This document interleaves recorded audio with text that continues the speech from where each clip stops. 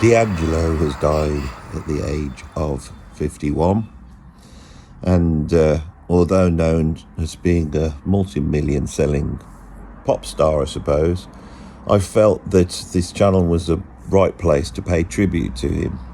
He merged into the neo-soul movement in the mid-90s. Although not a pioneer of that movement, he really became a representative of that sound. His real name was Michael Archer. He was born in 1974. He grew up in a religious household. I think his family were of the Pentecostal church, and his father was a Pentecostal preacher. He got interested in music at a very young age, and by the time he got into his teens, he was rapping in a rap group called IDU. I think his sort of beginnings in hip-hop are quite interesting. At the age of 17, he hooked up with a company which was called Midnight Songs LLC, and he was put in touch with Angie Stone and a number of other people that started to help him develop his songwriting. Angie Stone was a very important collaborator, and he ended up in a relationship with Angie Stone. Now, Angie Stone died a few months ago as well, at a relatively young age. This is a terrible thing, as these people were the architects of the neo-soul movement, which was so important to music. Now, Voodoo, which came out in 2000, is a really interesting album. On this album, he has got the musicians Questlove. He's also brought in jazz musicians like Roy Hargrove and the guitarist Charlie Hunter. And on bass, he has, from the UK, Pino Palladino.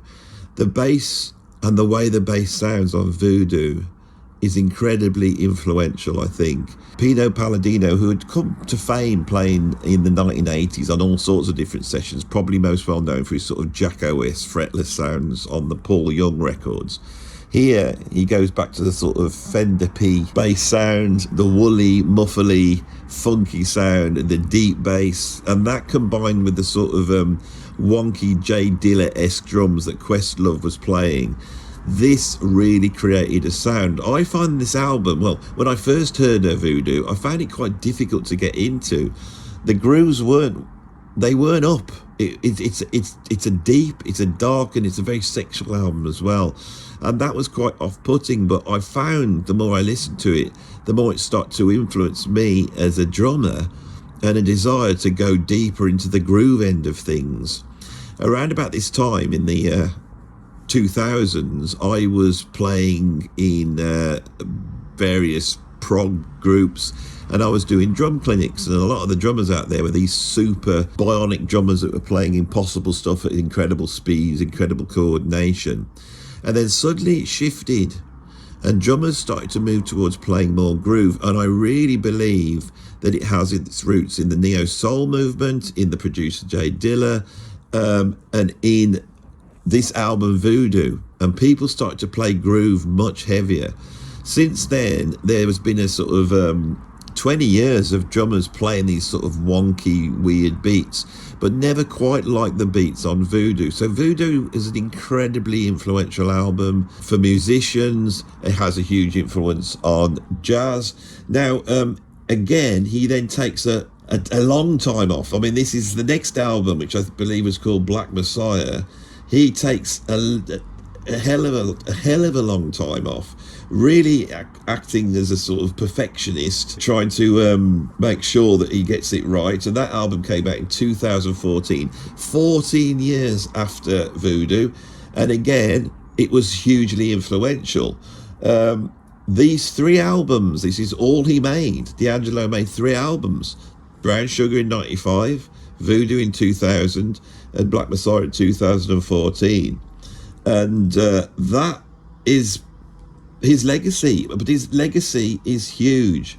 Now, it seems that recently he has not been well. He seems to have had a difficult time in the music industry. He struggled with drug and alcohol addiction. In 2005, he was arrested for driving while intoxicated. He was done for possession of cocaine and marijuana.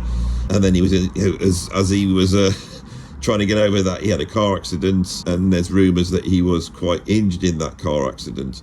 He seems to have succumbed to pancreatic cancer, and he died on October the 14th, 2025, age 51.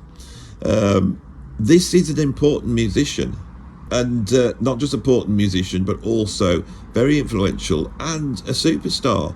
And tributes poured in from all the great and the good across the world, you know, Doja Cat and Jamie Foxx, Kelly Rowland, Tyler the Creator, Jennifer Hudson, Nile Rodgers, all paid tribute to this incredible musician, and I felt I needed to as well. So I wasn't able to get to a camera to film this. I could only do the audio, but very influential on me. For me, it's that album Voodoo. That's what he will go down in history for. I think it's important because he brought back soul and funk. Right, and God, do we need that now. So rest in peace, D'Angelo, and thank you for watching this video.